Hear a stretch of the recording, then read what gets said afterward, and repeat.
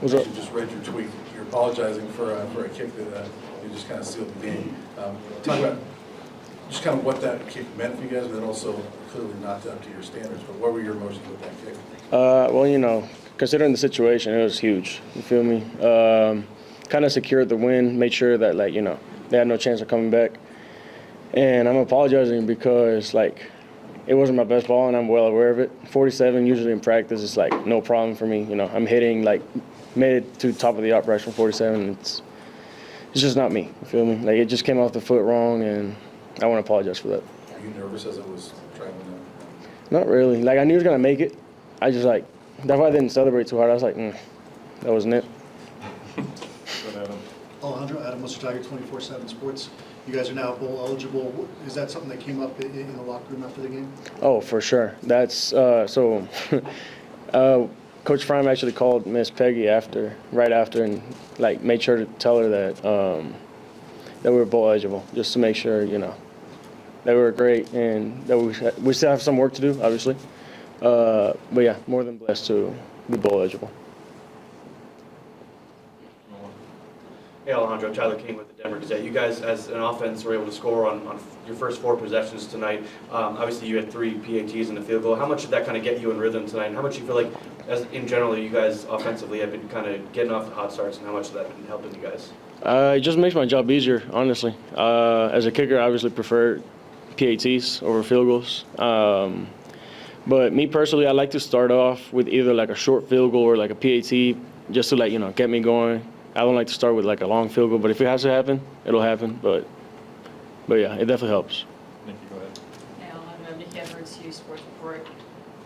This fan base hasn't seen a bowl game in about 4 years now. What does it mean to you and this team to provide that to a program that hasn't seen it in a really long time? It's definitely pride, knowing that, after a season like last season, and then being able to bounce back with the coaching staff and the players that came in, it's honestly a great feeling and very prideful of that. So, Joe Rico, My Life Sports Radio, the final word. So on that big kick, I'm watching it, and it's barely, it's so close. And yeah. I think everybody, it's the game-clinching kick. Right. Could you talk a little bit about, from your angle, how you were watching it? It seemed like I saw 50,000 plus people all watching that thing, and when it barely cleared, I turned to the guy over to my left and said, it couldn't have been by more than 2 footballs. Great job, but your thoughts on the kick? Appreciate it.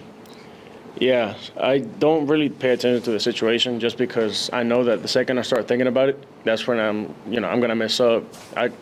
All my kicks is based off muscle memory. The second I start thinking, either I'm a step too wide and then I'm gonna come back and then I'm gonna kick across.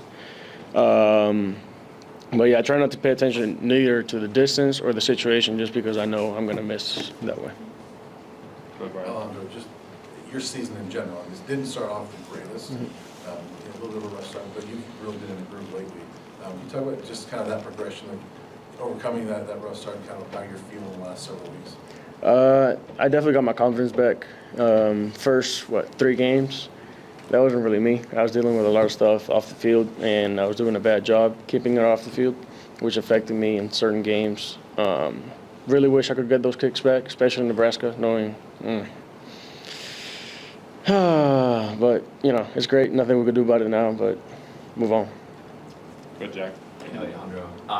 Daniel Garlock handled kickoffs for I believe the first time this season, but is there anything you said to him before? I know that's not your area, but is there anything you said to him before? Just confidence? I just told him, be yourself. Have fun out there. Ignore the fans. As much as they love you, they'll hate you if you have a bad kick. So,